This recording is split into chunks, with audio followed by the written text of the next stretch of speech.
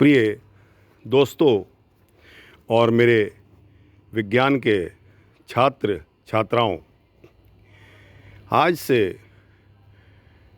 हमने एक नया हिंदी धारावाहिक जो कि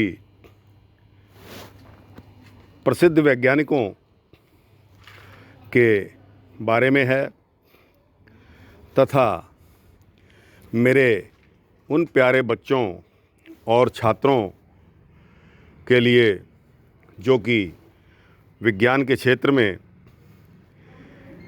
अपनी पढ़ाई उत्सुकता के साथ करते हैं और कर रहे हैं।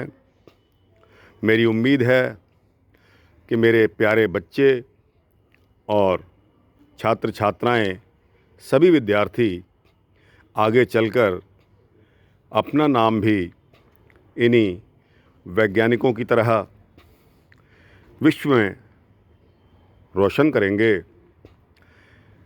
तो दोस्तों, इसी श्रृंखला में आज हम अपनी शुरुआत करते हैं प्रसिद्ध महान वैज्ञानिक माइकल फैराडे के नाम के साथ। माइकल फैराडे लगभग 45 वर्ष पहले की बात है। उन दिनों लंदन में एक मशहूर वैज्ञानिक संस्था थी जिसका नाम था रॉयल इंस्टीट्यूट। रॉयल इंस्टीट्यूट के अध्यक्ष थे उस समय के प्रसिद्ध वैज्ञानिक सर हम्फ्री डेवी। वह इलेक्ट्रिसिटी यानी कि बिजली संबंधी प्रयोगों पर बहुत महारत हासिल किए हुए थे। उनकी एक किताब थी जिसकी जिल्द फट चुकी थी, तो उस किताब की जिल्द बंधवाने के लिए वह नज़दीकी जिल्द साज के पास गए और उस किताब को जिल्द साजी के लिए दे आए। किताब देने के बाद अपनी कामों और प्रयोगों की उलझन में रह गए और जब कुछ समय बाद उस किताब की ज़रूरत पड़ी तो अचानक वे फिर उसी जिल्द साज के पास पहुँचे। वहाँ पहुंचकर उन्हें बड़ा आश्चर्य हुआ यह देखकर कि एक 12-13 वर्ष का लड़का उनकी दी हुई बिजली संबंधी किताब को पढ़ रहा था। उन्होंने सोचा, ऐसी गूढ़ किताब जिसमें रिसर्च यानी कि खोज के बारे में लिखा था, उस किताब से इस बालक का क्या वास्ता। अतः उन्होंने उस बालक की परीक्षा लेनी चाहिए। उन्होंने उस बच्चे से इस संबंध में कुछ सवाल भी पूछे। यहाँ मैं आपको बता दूं कि यह बालक जो किताब पढ़ रहा था वो कौन था। वह कोई अन्य नहीं बल्कि उनका नाम था माइकल फैराडे। उन्होंने रखे गए सवालों के ठीक ठीक जवाब दे दिए। उसके पश्चात हम्फ्री डेवी साहब ने प्रभावित होकर उस बच्चे को साथ ले आए।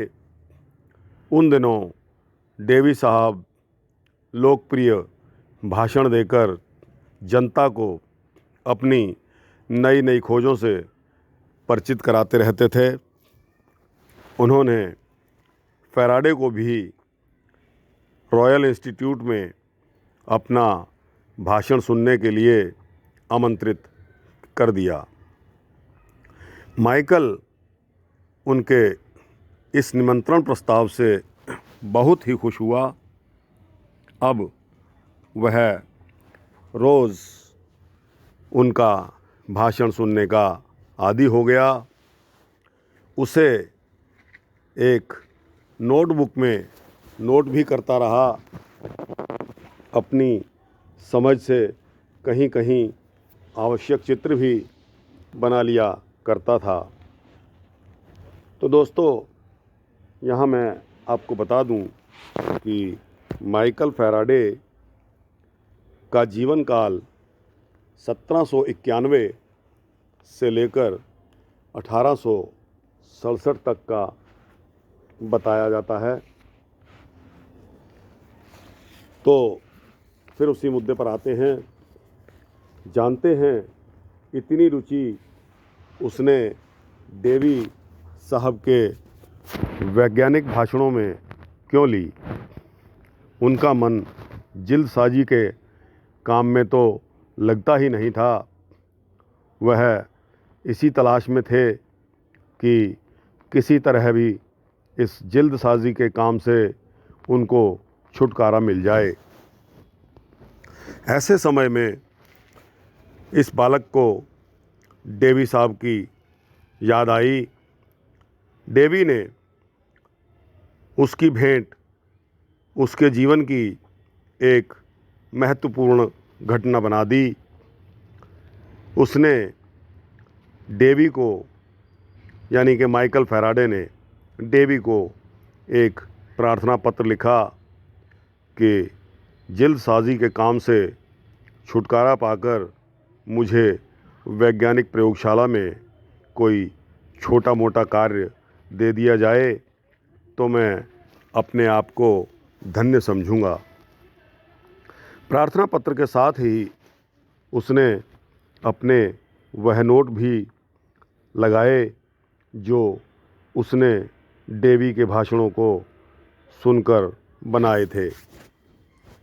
इस बालक यानी कि माइकल फैराडे की लगन और निष्ठा को देखते हुए हम्फ्री डेवी बहुत ही प्रभावित हुए और इस बालक को उन्होंने अपने रॉयल इंस्टीट्यूट की एक प्रयोगशाला में बोतलें धोने का कार्य सौंप दिया। अब माइकल को अपना मनपसंद कार्य मिल चुका था। अपनी मेहनत से डेवी का मन इस बालक फैराडे ने जीत लिया। आगे चलकर डेवी साहब ने एक बार कहा भी, मेरे जीवन की सबसे बड़ी खोज है मेरा शिष्य फैराडे। फैराडे को डेवी ने अपना सहायक नियुक्त कर लिया। वह जल्दसाजी की दुनिया से निकल चुका था और अब विज्ञान की दुनिया में उसने प्रवेश कर लिया था।